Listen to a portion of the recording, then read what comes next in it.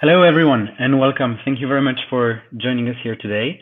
I'll let the latecomers arrive and adjust the volume on their computers. Some people are watching on Webinar Jam, some people are watching on YouTube. If you are watching on Webinar Jam, you have a chat box to the right of the video, and we'll be using that to take your questions later. Thank you very much for making 90 minutes in your busy work days to listen to three experts on fundraising from individuals for LGBTI organizations in Europe, Central Asia, and elsewhere. Today we'll focus on the supporter journey from A to Z, and I'll very quickly go over to that topic and what it means, and then introduce our speakers. Just so you know, the audience, as it was advertised, is for people who already fundraise and who already know a little bit about fundraising. So we might be using terms such as donor database that aren't very complex, but that refer to something we'll assume everyone is familiar with. If you're not familiar with it, we'll hold the first webinar later on the 9th of February, and you're more than welcome to join on starting your fundraising. Just so you know, the webinar today will be recorded and you will have access to it later if you couldn't make it for the entire time now. And without further ado, I'm going to jump right over to our topic today. So the supporter journey from A to Z. What is a supporter journey? A supporter journey is very simply the concept that supporters should be taken by the hand from the moment they enter in contact with the organization to the moment they become a donor and beyond. And to introduce that topic in a little more detail, I'll invite Anna Shepard, the fundraising manager from ILGA Europe, who just turned on a camera. Hi, Anna. To explain a little about the topic and what it means for LGBTI organizations. Great. Thanks, Bruno. So as you mentioned, people listening into this webinar probably will have already some experience of fundraising. So this webinar is all about the experience we offer supporters, how we keep supporters engaged. So just like in the for-profit world, it's important for companies to look after their customers. It's important for us in non-profits to look after our supporters, to make sure they have a good experience and they, become long-term supporters and loyal supporters of our cause. So very simplified, it's we're talking about a path of when a person becomes aware of your work, your organization becomes familiar, considers supporting and decides to support, and possibly becomes a more loyal, longer term supporter. So it's really about managing supporters, steering them, fostering a good relationship with them, strengthening the relationship, inspiring and mobilizing them to help your cause. And there's not one model that fits all organizations. So it might look different for different types of groups. And yeah, during this webinar, we'll hear some examples from experts and organizations who have experience in supporter journeys. Great, wonderful. Thank you very much. And I just want to bring people's attention to the fact that you mentioned something extremely important that we'll focus on throughout this webinar series. You mentioned relationships, because this is all that fundraising is about. It is about relationships. Anna, do you want to complete this introduction with something else before I pass over to Jessica? No. Okay, great. Thank you very much. All right, so Jessica Bianchi-Borham, hi and welcome. Thank you for joining us today. You are the supporter fundraising manager at Stonewall, is that correct? Pretty much, yep, head of supporter fundraising. Okay, great, wonderful. For those who do not know Stonewall, because you don't live in the UK, Stonewall is the largest LGBT organizations in the UK, is that correct? Yep, that's correct.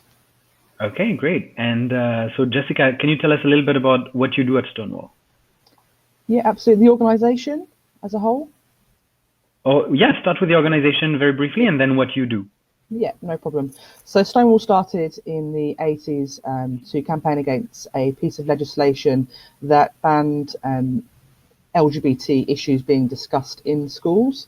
And since then, we've grown as a campaigning organisation, and we're working in a broad range of areas, which includes working in education with employers and governments, and also working with our international activist colleagues across Europe and the rest of the world. For myself, I look after our individual giving program, so that's our individual donors, and that includes our appeals, our legacy giving as well, a whole range of different ways that people can support us on an individual basis. And I also look after community fundraising, which is all about people getting active in their own communities, whether that's school, university, or within their faith groups. And also our merchandise range, which is pretty well known, but we have a range of t-shirts and rainbow laces that supporters purchase and use as a campaigning tool as well. Okay, great, wonderful. And so let's dive into a little deeper into. You mentioned several types of fundraising: community fundraising, individual supporter fundraising. Can you zoom in on the individual supporter fundraising and tell us what that is? Yeah, absolutely. So we effectively are relationship managers, to pick up on what you said at the beginning there. So we're managing the relationships with our individual donors. So that's anybody that gives perhaps one-off cash donations to Stonewall, or a regular direct debit or standing order to Stonewall every month, every quarter. And it's about ensuring that those individuals have a close relationship with Stonewall, that they understand the impact of their support, and that when the time comes, we ask them to support further when our needs are growing and we have specific campaigns and activities. But it does also include managing all of the transactional, data protection, all of the day-to-day aspects of being a supporter, managing communication preferences, that sort of thing. Okay, that's a very big area of work then. Do I understand well that basically everything you said is part of the supporter journey? Absolutely, yes, definitely is. Right. Yeah, absolutely. So, can you tell us? Oh, sorry, please go ahead. No, I was just going to say, yeah, the journey really starts for us before they even know we exist as a donor. So it's thinking about that stage. How are we perceived to that audience? How do we get ourselves in front of the right audience? And putting ourselves in the shoes of a prospective donor to Stonewall, and seeing that as the start of the journey. So understanding that we need to take the right steps from the very beginning to ensure they view us as an organisation they would want to support. And then from there, it's about getting absolutely everything right, including starting with the basics. Okay, so I'm going to dive into the details with you now, and I'll try to make it as useful as possible for those who are listening to us today. So any tips that you can think of, do mention them. So really, at Stonewall, where does the supporter journey start?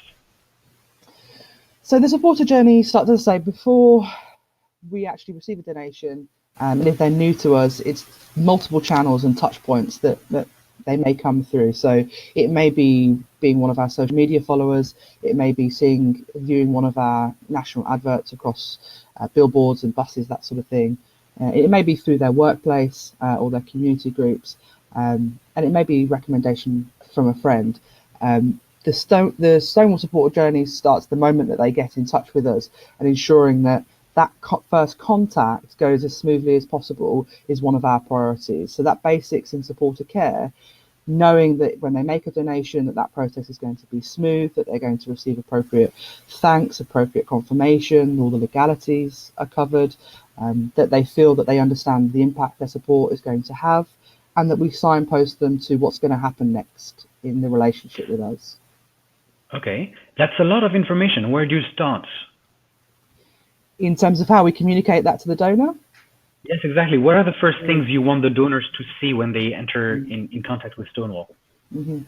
We want them to see some of the basics around how we're going to use their information, what information that we'd like from them that would be valuable, and what that means they will get from us in the future. So the best opportunity to capture as much information about your donor as possible is in that first interaction when they make the first donor.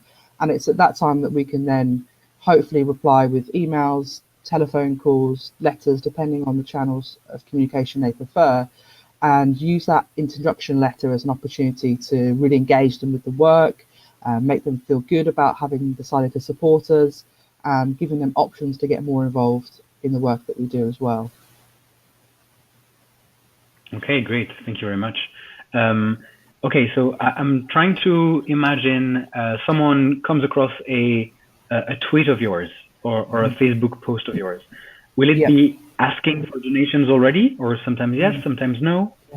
But how could it start? Yeah, it could be a mixture. So in some instances, we'll have followers online who just see some of our tweets or posts that may be about a specific area of our work, and they end up coming to our website. But very often we'll put advertisements out on Facebook and Twitter and other platforms seeking one-off donations from individuals. We commonly use SMS as a donation method in order to initially recruit a new donor, because it's nice and easy, it's a small amount, it's accessible for a range of supporters, and it doesn't feel like too much of a commitment from the beginning. It's also not just attracting younger donors, and there's a myth that the under 50s don't use mobile phone technology, and that's not true. Of course, most people are using smartphones now, etc., and can donate in that way. Once they've donated to us, we are seeking consent to follow up and have further conversation with them, and giving them a good reason to do that is always important. And then we can follow up quickly, and speed is important here to make sure that we can engage them from the off and have a conversation about the broader work that we're doing and a more committed way that they could potentially support us. Okay, so let's imagine there's somewhere in the UK a grandmother who as you say uses her smartphone, and she sees on Facebook a post that one of her grandkids shared, and it's Stonewall saying, "Please support us for this campaign in education." And that grandmother feels that it's important to her grandkid, and so she's going to donate to you. Okay, so what happens next? You get a notification from your payment system through your bank or through any other provider that you got the payment from that person, and then what happens? So provided they've donated with the consent for further contact, because it's always, you have to give the option that they could donate without receiving further contact, of course, then the next step would be to contact that person by telephone, in this instance where they've donated by mobile phone. And so we work with professional fundraisers to call within the next 2 weeks, as quick as possible ideally, but not immediately after the donation is made. And then it's about just saying, warm thank you, and to find out a little bit more about why that person has chosen to donate to Stonewall. It's so important to know who your donors are and not presume. When we conjure an image in our mind of who the Stonewall donor is, it isn't a grandmother in her 80s who's donated via SMS, but we have to be aware that those people are out there as well and adapt our communications to suit that.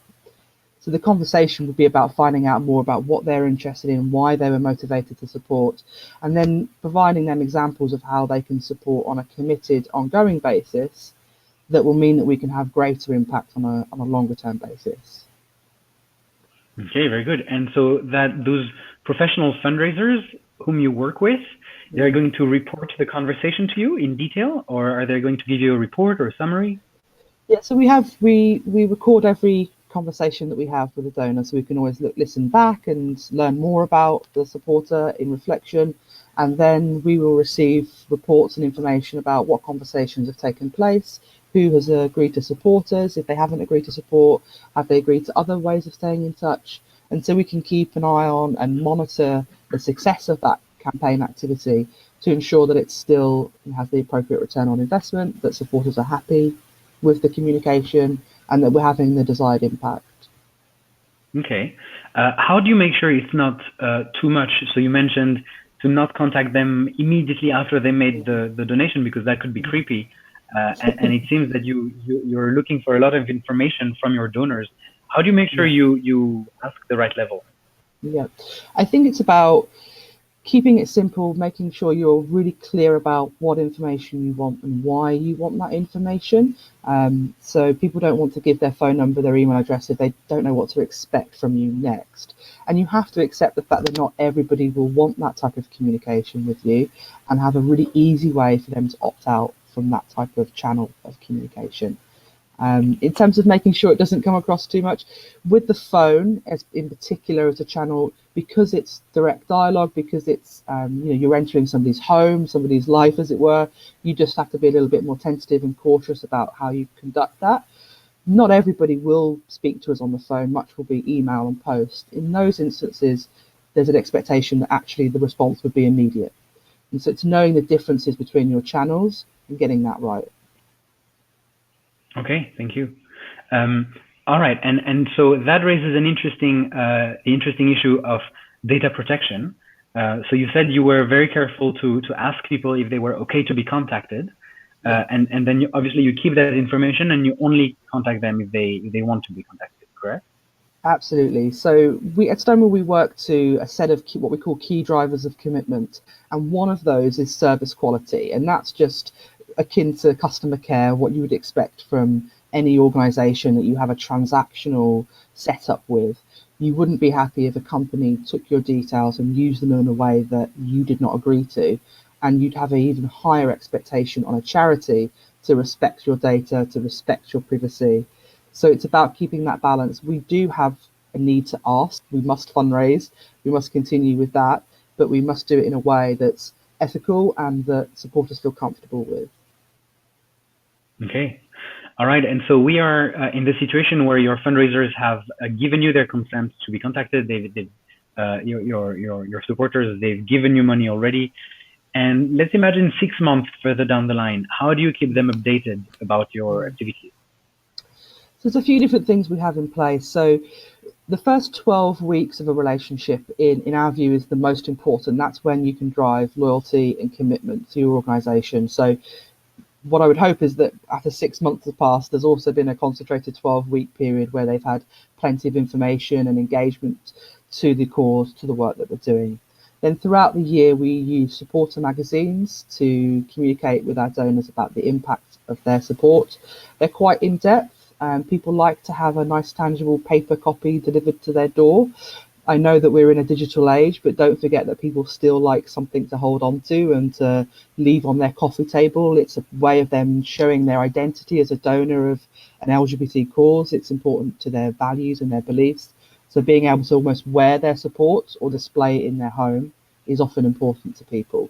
So we send out a nice in-depth magazine, and we include in that an opportunity to gather feedback directly from our supporters. And that's another really key thing that we focus on. We must know what our supporters are thinking and feeling about us, about our work, about our communication, and asking that in every conversation we have with them. Okay, great. Thank you very much. Let me turn to everyone in the room and say that if you want to ask questions, they are more than welcome at any point. You have a chat box to the right. There's already Camo, Lisa Marie, and Thanos who are using it. If you have a question for Jessica or later for any of the other speakers, feel free to type them in and I'll include them in our conversation. Okay, and maybe one last question, Jessica. Let's imagine you have a regular donor. They give, occasionally, say every year at Pride. Does the supporter journey end there? No, absolutely not. It's about having a clear plan as to what does it make sense for the donor next. We know that if you engage your donors in multiple ways of being involved with your organisation, that they're more likely to stay around. Lifetime value from that donor will be higher. So our aim is to think about the most suitable route for each individual supporter. If they're a Pride donor, for example, then we're going to be inviting them to events. We're going to be inviting them to volunteer at Pride for us, which we take a lot of volunteers for. We'd put them on what we call our Pride journey, which would have kind of set comms that are planned throughout the year. And we would be looking, obviously, to find that committed support for them on an ongoing basis. And I think it's about, for us, taking them on a journey of learning. So the more that they understand the cause, the more they know about you as an organisation, the closer they feel to us, the more they feel that they share the same values as us as an organisation, the longer they're likely to stay with us. So it's ensuring that our comms kind of deliver that for us. Great, thank you. That makes a lot of sense. Okay, I don't see any questions to you specifically now. They may come later, but for now, I'll say thank you very much. Feel free to leave the cam on. Maybe switch the microphone off because sometimes we get a little background noise in the office. And before I turn to Anumeta, oh wait, actually there is a question from Victoria before I switch over. Victoria is asking Jessica whether Stonewall solely fundraises in the UK. And also, do you know if certain types of fundraising are more efficient in different regions or parts of the world? So yes, we effectively only fundraise in the UK. We are a UK charity, but some of the funding we receive goes to international causes and international work. We do receive quite a lot of purchases for our merchandise from overseas. People just find us, but we don't want to be attempting to fundraise in other contexts because that support needs to go to local organisations. That's really important to us. In terms of if certain types of fundraising are more efficient, I mean, certainly there'll be differences. I think for every country, I mean, the similarities obviously, but every country will be at a different stage in the progression of their fundraising as a sector. And I think some are more reliant on more traditional channels like direct mail, where that's really an effective tool. But in the UK, we're finding those channels less effective and having to move to more of a digital focus. I think it's about understanding your own context and a little bit of an understanding of the demographic who is giving to charity on average, so you can plan the right types of fundraising to suit those individuals. An example would be that historically it was mostly the older generation that gave to charity in the UK, so the way we fundraised was really targeted to that audience. But now it's a much younger generation that's giving, and so we have to be more tech savvy and we have to be more innovative in the way that we reach those audiences. Okay, and I'll bring in Anna Shepherd on that question, if you don't mind, Anna. About the second half of the question, do you know if certain types of fundraising are more adapted to this or that area of Europe or of the world?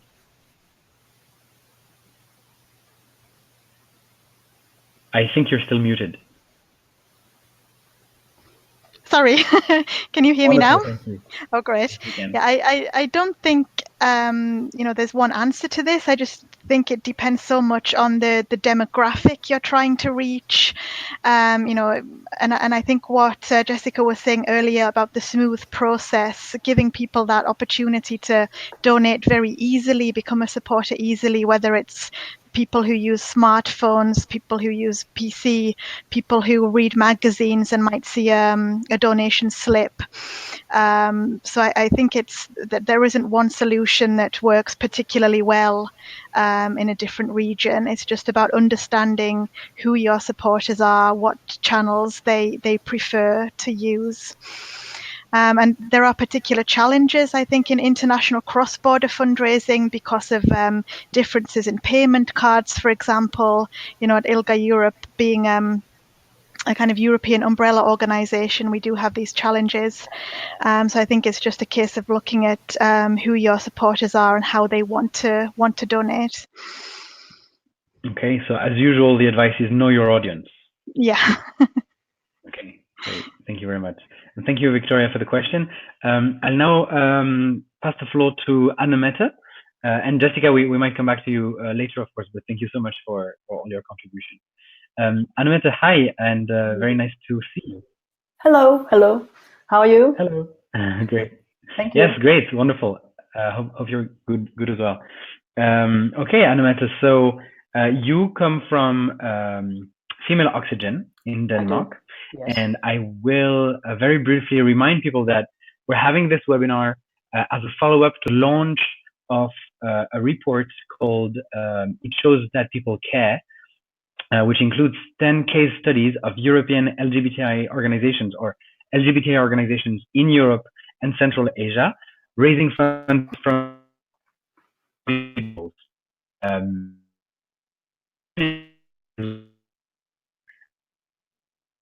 colorful. Briefly introduce Female Oxygen, and I'll turn on the slide that you falling a showed little me bit earlier. out, Bruno. Maybe I'm the only one who kind of missed the last words. Doesn't matter. I'll say a little. Female Oxygen consists of 9 volunteer women. We were all kind of we were kind of mobilized, I think, all of us during World Out Games in Copenhagen 2009. I think we all experienced as individuals how much how strong our own community could be, and not the least, we met hundreds of delegates from the rest of the world who lived under very different conditions that we are happy to have here in Denmark. So I think that's where we woke up of this sleep, because we're quite spoiled and we have most rights on place here in Denmark. But I think the personal encounter with these people from the global south specifically was very strong, and we were bonding with a lot of people and had a lot of context back then. So yeah. You have left the room, Bruno. How come you don't? Should I speak some more about it? Well, what we are fundraising for LGBT organizations in places where they have challenges. I think I sent you a map, Bruno, showing some of the countries, but I think you will put a slide on. Yes, these are most of the countries we've been working with. We are contacting LGBTI organizations, and we are focusing on people identifying as women, as we have encountered that they're often drowning, especially in India. They have been drowned in the AIDS era, where of course mainly gay men were targeted. So and we fundraise by mobilizing our local community, which is a group of people, fans, you call them in the report, Bruno, but we call them followers or donators, and we have 2,300 members on Facebook, and we throw a party twice a year, a big party with 500 attendees, and we also have different kind of brunch activities or small dancing parties and stuff like that. And for each party we have a surplus of about between, I have to do that in euro, between 4,000-5,000 euros, that range as a surplus to be sent directly to these organizations. And we used to have a kind of communication with the organizations before we throw the party. We like to make a project that's very concrete, like in Uganda they had these challenges with the offices they're working in. They were often attacked and everything was destroyed, so they were in a urgent need of 4 computers, and these money could be sent to them to buy some new computers. And of course they had to kind of cover up and say it was a sports organization or something, but they got the money, and we had a very good feedback from them that we could share with our followers. In India it was more concrete. Yeah, you said something, Bruno? Yes, tell us about India. Yeah, in India we had this contact in Copenhagen already in the Out Games, and they said we have support from the government and other organizations, but we need to build a shelter, and to do this very concrete thing they couldn't have money for, and they had this worn out place in the countryside in Gujarat. And I said, well, I'm an architect, couldn't I draw this project for you? And they said, of course, just send us some drawings. And I went there on my own fund, and we had this meeting out there. And then they said, oh, it's nice with the drawings, but what about the expenses to actually build this house?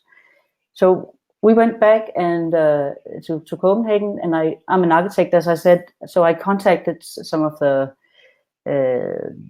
commercial guys I know, this brick factory that makes very beautiful bricks. And I said to him, we are building this, helping these people building a shelter in the countryside. And he said, oh, wonderful. Finally, I got some people who wants to participate in making a better world. How much do you need? Let's make these small bricks. And this owner was very engaged, and he took his grandchildren and they went to the factory and started making these small bricks.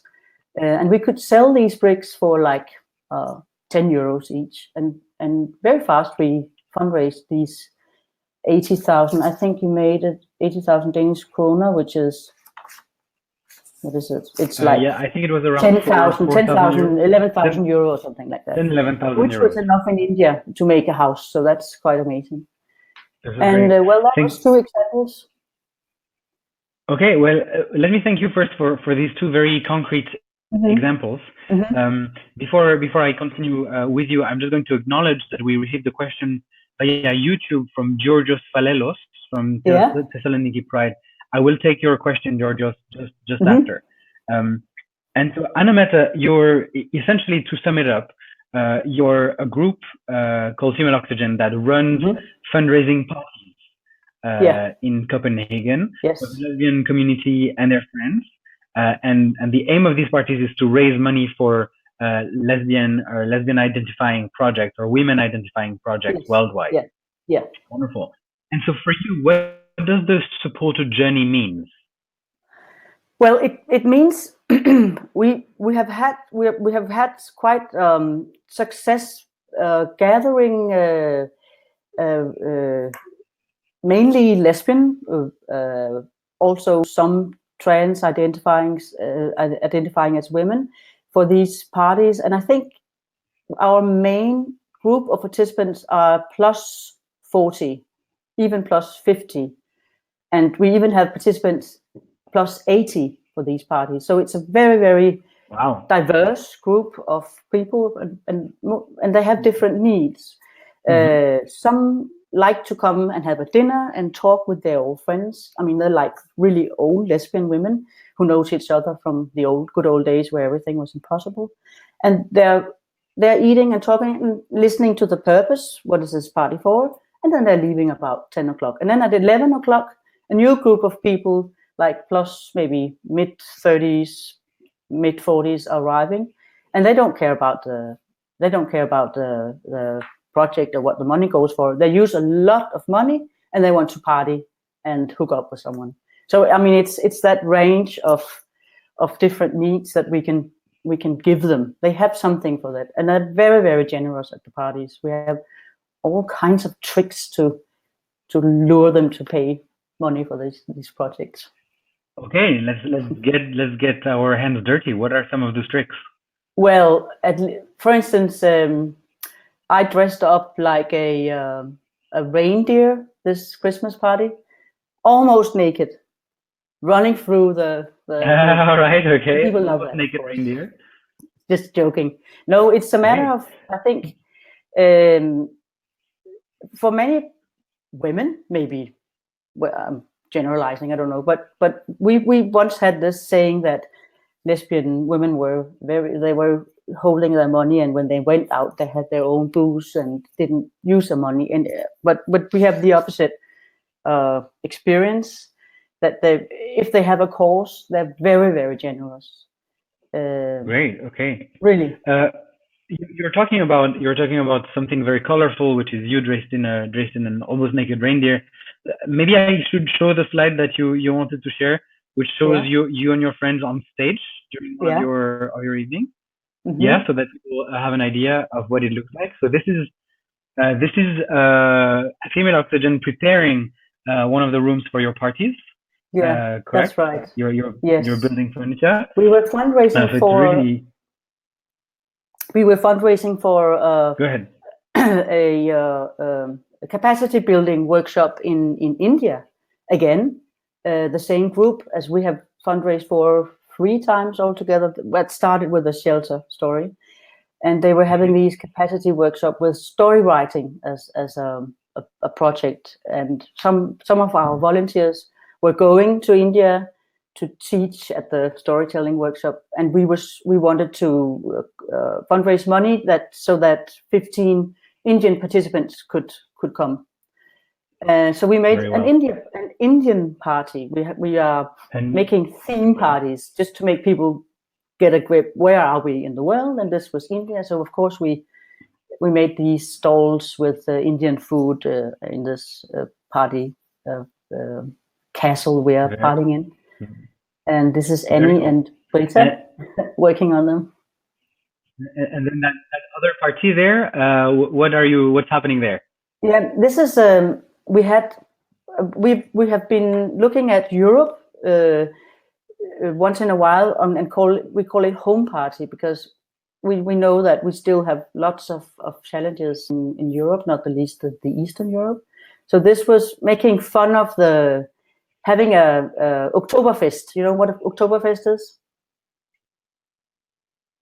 Oktoberfest is a German thing that where you have a lot of beer and you sing these Tiroler song. And these women on the stage are famous yodel ladies. They can make yodel songs and stuff like that, and people just love it. So this was not a theme party. It was just some a female band that we know people love, and they were working almost for free. So this, of course, attracted a lot of people who wanted to sing with them. So, yeah. Okay, right. And so for you, it seems the donor, the supporter journey is very different than for Stonewall. Because for Stonewall, it's about, it seems to be very, very structured. It's throughout communication, social media. There's a very strong process behind there, and lots of people working behind it. Yes. But for you, the supporter journey, for example, starts with one of these crazy parties. Yeah, it does. And you have people coming to these parties to donate and to support. So how do you take them by the hand to get them to donate during this party? Actually, we have the only way, we have a homepage, but it's kind of never used, only for sponsors who needs to be mentioned there, of course. I mean, like commercial sponsors. But we almost only communicate through Facebook. We have a closed Facebook group to protect some individuals who want to be anonymous. Or not traceable, and we mention the next project. We keep people updated at least once a month on what's going on and where's the next party, what is the theme, and I think we are always at least 500 people attending the parties. Still, newcomers are coming. We have new members almost every day, and I think. We have had this reputation now that the parties are fun and you meet a lot of people, and we have no gay bars for women back in Copenhagen. It's kind of, they don't exist anymore. So this is also a place to hang out and meet your old friends, meet some new friends. It's very win-win. You provide a space for the community space. Women, lesbian and bisexual community to get. Exactly. Yeah, exactly. So they ask, when is the next party? They always ask when the next party is. I know. Okay. Yeah, exactly. I'm going to ask you a couple more questions, and then I'm acknowledging that Adrian Coleman and Kamo Davtian have also asked questions. So I now have 3 questions that we'll get to right after. Okay. Okay, and so Anna-Mette, you have these donors, and they come to the party and they donate. And how do you make sure that they come back to the next party? I don't think we make sure. We make sure that they don't forget us. So every time there is some what do you call it, occasion where we can collect people, we do that. I mean, we all have a full-time job, and so we are all volunteers in this female Oxygen group. So if it's not funny for us, it won't happen. So if we don't get this kind of fire in the group, it won't happen. So as soon as we see an opportunity to be visible or to make an event that stirs some energy and some engagement, we will jump on that. First, of course, the Pride, we participate in the Pride with a big truck, and people, we say to our members, if you don't walk well, we have lots of members that are, I mean, as I said, plus 70, maybe plus 80. You can jump on the car. There's a toilet and there's free drinks, but of course it costs some money. And by that we take out a piece of surplus for the support. And then we have another Pride, we had this theme. We were so tired that the newspapers always brought pictures of these naked gay men in very slim and very musculous body, and nobody ever showed a picture of women or an old lesbian, for instance. So we decided, now let's win a Pride by being visible. We once had this superheroine theme, dress up like your own inner superheroine or someone you know, and we actually won the best car this Pride this last summer. So great, congratulations. We aimed for it, and it happened the year after. So we were visible, and we were on the front page of the newspapers and in the TV. So that was cool. That's an achievement. Mm-hmm. Okay, so let me finish by summarizing what you just said in this last very interesting moment. I think there are 3 lessons that people can learn from your experience. It's first that the way you attract people is by putting on visible and quality events. So you don't worry about how is person X going to come back next time. You just worry about putting on the best party you can and being as visible as possible. Yeah, that's the first thing. Exactly. The second thing is you integrate your fundraising. You integrate your fundraising as part of activities that already involve money. So to get people onto a float at the Pride, you would have to ask them money anyway to compensate for the cost of that float. And you add a little bit on top so that it also. So you get something and you give a little more. And I think. Exactly, you get and you give, absolutely. And the last aspect that I got from your explanation here was that you respond to community needs. Exactly. You put on spaces that are good and enjoyable for lesbian and bisexual and trans women that do not exist otherwise. That's great. Right. Okay, an example. Well, thank you. Thank you very much for. Thank you. Yes. Go ahead. Oh, just the last. Go ahead. One last example if you want. And I think a lot of an issue about loneliness or insecurity when you enter this LGBT community.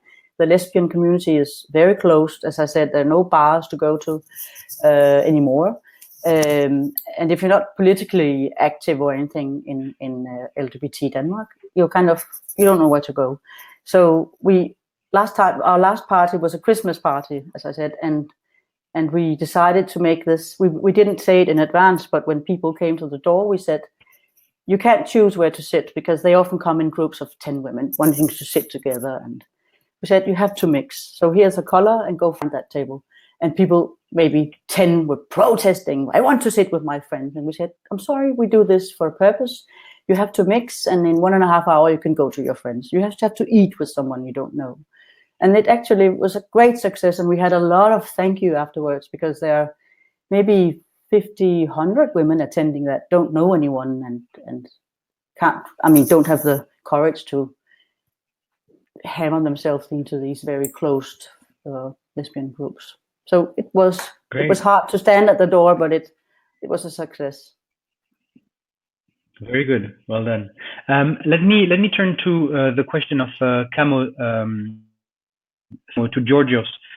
Georgios is asking, what's the best way to keep in touch with donors throughout the year? I take it, Anameta, that for you it's through Facebook, your Facebook group? The only way, yeah. Actually, we do, yeah. The only way is Facebook for you. Okay, good. For us. What about you, Jessica? What about Stonewall? What's the best way for you? For Female Oxygen. Jessica, you may still be muted.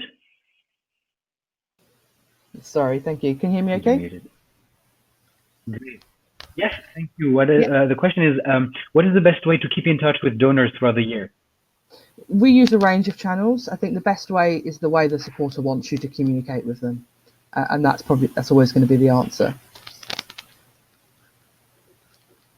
Great, thank you very much. And Anna, do you have a thought as to the best way to stay in touch with donors throughout the year? Yeah, I completely agree that it depends on the preferred method of communication of the donor, but also just picking up on the point made by Anna-Mette there about kind of don't forget us. So just keep in touch about the work you're doing. Keep in touch about the impact. I think that's something very important to keep in mind, that making sure that the donor is aware of the impact that their generosity is having. So if you, for example, asked for donations to support a Pride event, don't forget to communicate about how the event went, what a success it was because of your donors' generosity. Okay, thank you. There's a question from Adrian Coman on YouTube, and Adrian is asking Jessica, can you speak about your approach to motivating donor amount? Is it that do you have different approaches for people who donate £5 versus people who donate £5,000? Yeah, absolutely. So most definitely. Obviously, we have a sort of structure to what we would ask for based on what they've done previously, and it's always important to reflect a giving history when you make further asks. But in general, we have a mid-value and a high-value program. So outside of our core individual giving program, mid-value is about cultivating individuals who have the potential to move into our ambassador program, which is our highest level giving. And we use this program. Sorry, before going any further, can you tell us what mid-value and high-value is for Stonewall? Yep. So mid-value is anyone that gives over £500 per year up to £1,500 per year, and we've fairly so average 500 till 1,500. Yeah, it's fairly. That's basically so it's a fairly standard mid-value range, and it's determined based on our database where our donors sit. So we did the analysis first to kind of see the behaviours and trends and identified who we thought our mid-value people were, and then anyone that's committing higher than that is in our high-value program, and we call those people ambassadors. And then we also have top-tier ambassadors that are giving the highest amounts to Stonewall. So the ambassador program is managed by a separate individual, my colleague, who's the head of high value giving, and they have a much closer relationship with the organization. They come to special events, they have direct access to our chief executive, they participate in campaign briefings in advance of us releasing a new campaign. We invite them to be the first to see it. They have special dinners and those sorts of things where they can network with each other, because that's often important. They're often professionals who are looking for that networking opportunity. All of our publications and reports, they get first sight of them. So there's some additional benefits to joining our ambassador program, which a certain demographic of individual really appreciates. But at that level, it's one-on-one relationship management, which unfortunately we can't do for all of our donors, although we'd love to have that personal relationship with all of them, but there are too many. And mid-value is about how do we cultivate people from that level through to the ambassador program. But also it's where we do most of our restricted giving asks. So where we're asking people to fund specific projects or activities, mid-value is a great opportunity to test those sorts of asks, because people who give hundreds of pounds at a time, hundreds of euros at a time, tend to like the idea of it going to very specific places. The psychology is often that they view their giving in a different way, more like an investment in the organisation and less like a one-off charitable donation. Okay, so essentially you treat your highest donors like a real VIPs, and people who are in the mid range you treat as close friends, and others you try to keep as closely in touch as possible. But of course, due to their number, it's not always easy. Yeah, and I would just say all of my donors are VIPs, and we appreciate them all as much. But if you're giving high value donations, you do have an expectation that you get more back from the organisation, and I think that makes sense. Yeah. That makes a lot of sense. Absolutely. Great. Thank you. There's a third question from Kamo Davtian.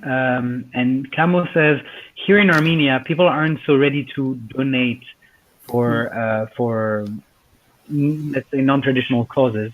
So how would you organize fundraising when donating is not a part of your... I'll turn to Anna first for this one. Yeah, so what comes to my mind is drawing on the experience we just heard from Denmark, is would it be an option to make fundraising into something else, not asking for a direct donation, but could it be a party? Could it be something, offering a fun evening, offering another experience, and also asking for donations? It might be a lower threshold for people to attend. And another thing that comes to mind is really looking at your local context to see where philanthropy is happening. Even if you think that there isn't a culture of fundraising, you might find it somewhere. You might find it in a church, for example. So just have a look at what motivates those people to give, and could you draw some inspiration from that? Great, thank you very much. Anna Mette, do you have a thought on that? Yeah, I think I don't think any of our attendees are hiding the fact that they are attending a lesbian party, but I think maybe 20 years ago that would be the case. So I agree with Anna that finding an area or a place in society where you have other needs, so that, well, actually, I mean, we meet a need of loneliness or lack of places to meet for Danish women with a lesbian or bisexual identity, and that's the most important for them. I think that's what's kind of attracting them to the party. And when they come there, they're so happy and generous. So I'm sure we fundraise like an average of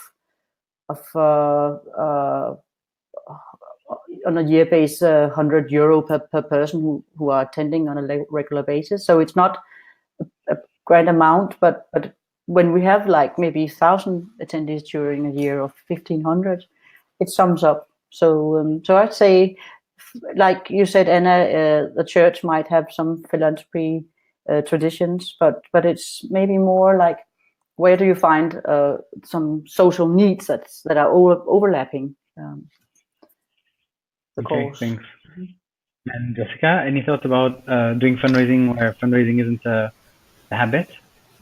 Yeah, absolutely. I think everything that's been said already is absolutely right. I think what that brings to mind for me is value exchange. So if people are reluctant to give in a purely charitable way, it's what can you give back to them, and there's safe spaces and opportunities to meet new people. All that sort of thing is fantastic. That may not be possible in every context or for every organization, but sometimes simple things. I've worked with charities over the years that have done things like free guides and other free items. So a health organization providing free downloadable first aid guide, for example, got great results because people were getting something and then they felt it's only appropriate to donate something in return.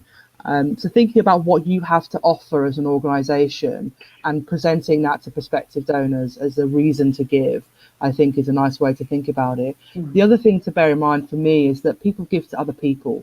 And so donor get donor type campaigns are very challenging. But if you think about challenge event fundraising, that is about a person giving to another person. So if you can encourage a smaller group of donors to take on some kind of challenge, when it's a run, a cycle, that sort of thing, they're making the ask as themselves, give to me, your friend, your family member, which motivates people to act in a way that they wouldn't if the charity asked.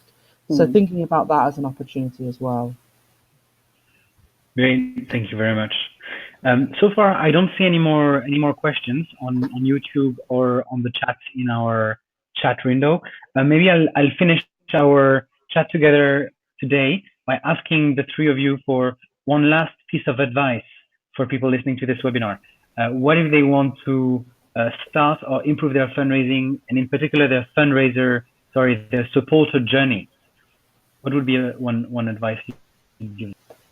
Well, I think in what you said, Jessica, the face-to-face, in any sense, is or mouth-to-mouth or whatever you call it. But the fact that people actually see who they're supporting or meet them some way. Of course, it's not always possible, but we tend to.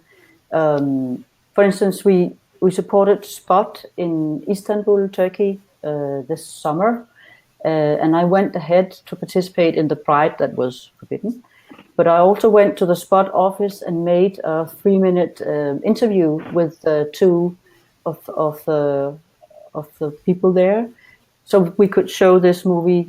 That was a direct talk to the party participants the day after, and that, I mean, little things like that. They see these people and they tell our party participants what they're doing, what the challenges are, and people were crying seeing this 3-minute video because it's so emotional and moving, the things they are enduring. So that people-to-people solidarity, even for us, is personal, and it's more worth than the money. This sensation of solidarity beyond the borders. Great, thank you very much, Jessica. Yeah, I would just add to that, actually. Yes, storytelling is the way that humans have conveyed messages since the beginning of our history, and people respond to stories and real people, and making sure you bring your life to work through those voices and the voices of your donors as well as your beneficiaries is the most crucial way to convey and engage and inspire. Absolutely. In terms of tips, I would add, get the basics right first. Don't go on this big plan to put together an amazing supporter journey with lots of different touch points if your website's not working as well as it could be, and you're not answering the phone as quickly as you'd like to, and your emails aren't being responded to as quickly. And I know it seems obvious, and it's definitely a universal issue here in the UK. Many charities are still not quite focusing on the basics. And if you are a donor and you have a transactional relationship with an organisation that goes badly or have poor service from them, it's going to stay with you. People remember those things, and so start with the basics. When you know that that's right, then you can build from that, and make sure you're building your supporter journey based on insight and analysis. Try to avoid hunches, although sometimes it's hard to avoid using your gut instinct on things, but testing different approaches where you've got the ability to do that is really important in refining it. And lastly, I would just say the people that know whether your supporter journey is working are your supporters. Ask them, they'll tell you. That's right. Great. Okay, wonderful. Thank you for that very rich advice. And Anna, do you have any parting piece of advice for people? Well, these were all very good points. What I would just add maybe is to remember that it's not always just about the money, that when you give people a good supporter journey, a good experience of being a supporter, it's the power of the word of mouth, that those people can do so much more for you than just being a donor. They can reach out to their own contacts and friends and tell them about your work. They can volunteer for you.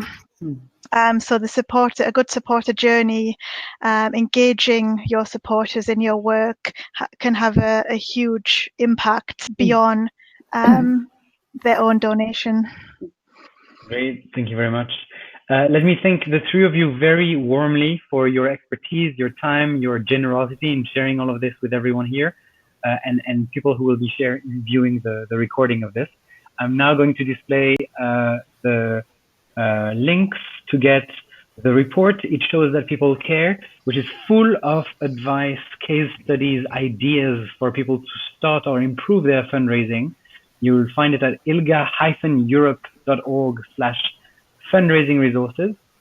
And you will also find the insider's briefing, not on the website, but if you email Anna Shepherd at donate@ilgaeurope.org, you'll get the private version of that briefing, which includes even more strategic advice on what to do, what not to do, and how to be successful at fundraising. With that being said, thank you very much to Jessica, Annemette, Anna, and all of you watching. And Thank you. we'll be in touch soon. Thank you. Thank you. Bye-bye. Bye-bye. Bye.